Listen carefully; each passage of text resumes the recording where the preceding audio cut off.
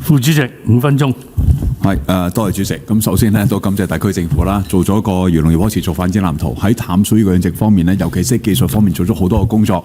尤其是三寶樹公園咧，亦都改變咗以前係同環保之間有衝突，令到兩者可以發展一個路線，我哋完全同意嘅。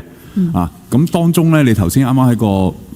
PowerPoint 嗰度都特別去提咗關於技術問題。我認為香港而家喺呢一刻裏面咧，唔算係有技術嘅問題嘅，因為多得你嘅支持啦。主要都係嗰個政策同埋土地使用嗰個問題。所以我有3方面要講嘅。第一個，我哋要講個銷售鏈嘅，但係好似我直接講啦，就係關於淡水呢個批發市場嗰啲問題咧，仍然都得唔到保障。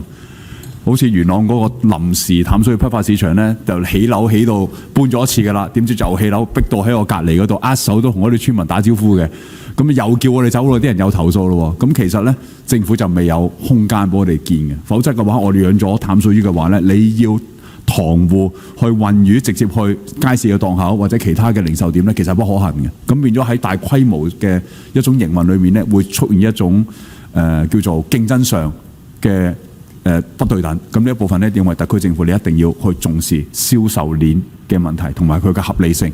否則嘅話咧，你冇辦法做到一個本地嘅品牌嘅話，一樣同其他地方嚟嘅魚咧去競價。但係呢一個競價嘅問題咧，唔係我哋香港嘅強項嚟，我哋拼嘅質量同埋我哋嘅信心同埋品牌呢部分，希望政府留意。第二部分咧，三寶樹公園嗰個問題啦，我哋多次都講㗎啦，亦都唔係你生態嗰個問題嚟嘅，就係你三寶樹公園你起嘅時候咧，某個程度你要收魚塘㗎嘛。不過咧，到而家為止，由21年開始話要有濕地公園啦，但係而家2025年，你就嚟都唔知幾時先有個三寶樹公園嘅過程裏面咧，全世界都知道你會收地，咁有部分嘅農民咧就俾地主趕走嘅。咁但係根據嘅機制咧，青苗錢咧，即係復耕嘅錢冇賠到俾個農民，因為佢已經走咗啦。嗰笪地嗰個魚塘就交翻俾地主，但係佢又唔識養魚嘅，咁政府賠嘅青苗錢賠俾個地主。咁呢一個問題咧，仍然係長期政策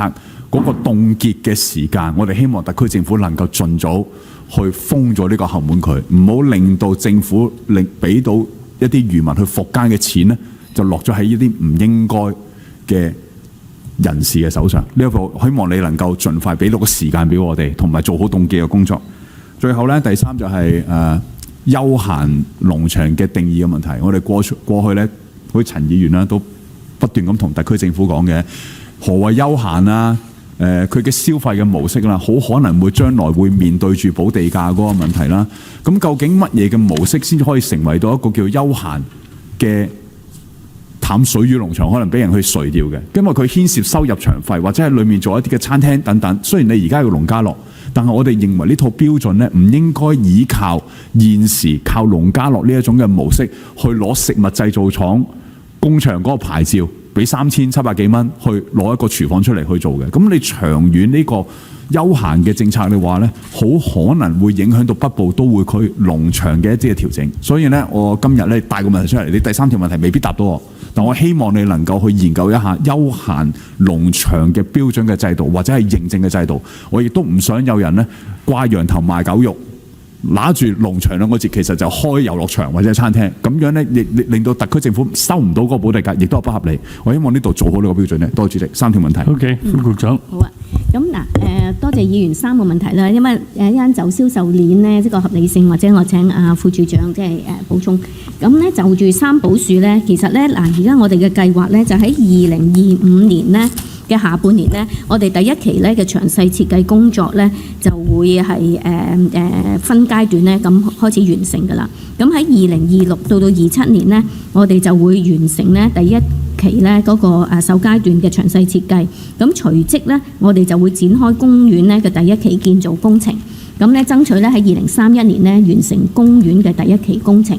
咁樣咧就頭先咧議員講到咧，我哋咧喺個過程之中咧，我哋係會有過渡性安排嘅。咁當然啦，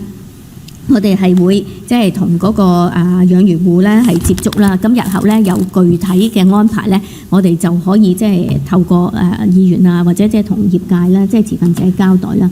咁而第二咧就係就住嗰個休閒漁業嗰方面咧，咁其實咧我哋都做咗好多工作嘅，包括咧喺規劃制度下面咧，我哋引入咗咧即係休閒漁場咧嘅定義啦。咁亦都咧喺法定圖則咧，佢農業用途咧個釋義入邊咧，邊啲係認可嘅休閒漁場活動咧，我哋都有嘅。咁而咧就住咧嗰個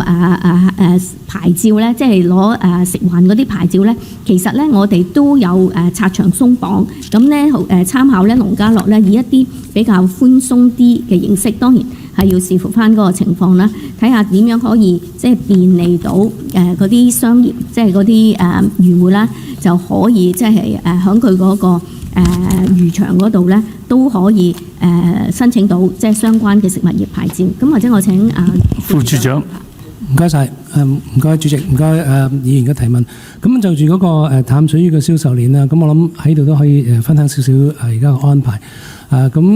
其實而家個淡水魚個銷售情況，當然佢同海魚嗰個做法有少少唔同啦。即係海魚有個魚統處就去做嗰個批銷。咁淡水魚點處理呢？咁大家知道啱阿議員都提過啦，喺元朗有個私人運作嘅一個元朗欄啦。咁另外呢，其實我哋處方呢亦都營運一啲副食品嘅市場。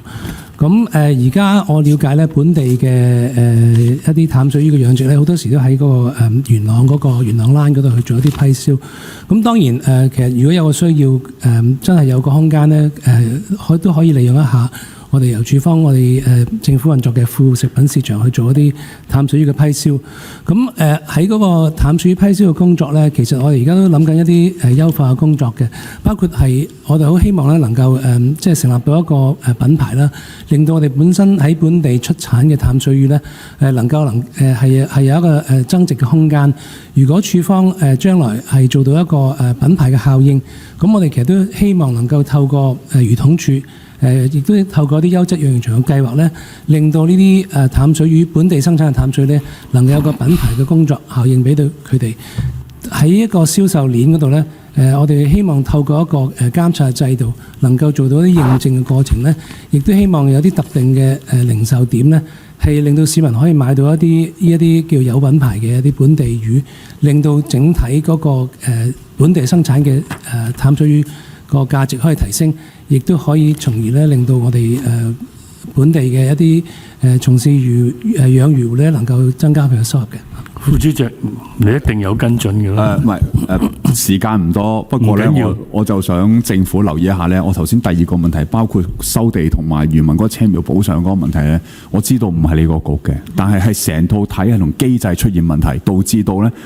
有好多農民攞唔到呢個補償，佢亦都冇錢去復耕啦。你收咗我啲漁場，錢唔係賠俾我，但係我翻去三寶樹公園或者其他嘅地方去養魚嘅時候，我都冇錢買魚苗，點樣復耕呢？咁呢個先係最大嘅問題。所以我希望你帶翻去俾發展局去傾，而你哋包括漁護署嘅朋友，我知道好幫手嘅，你哋幫手做一啲記錄。但係呢個記錄究竟喺嗰個賠償方面究竟承唔承認？呢個先係最大嘅問題。我俾人鬧唔緊要，我知道漁護署都成日俾人鬧嘅。但係我係忍受唔到啲人跪嘅，唔逼遷，但係攞唔到賠償，呢個先係最慘。唔該你，多謝主席。我哋將議員嘅意見帶翻去同發展局嗰邊係跟進啦。OK。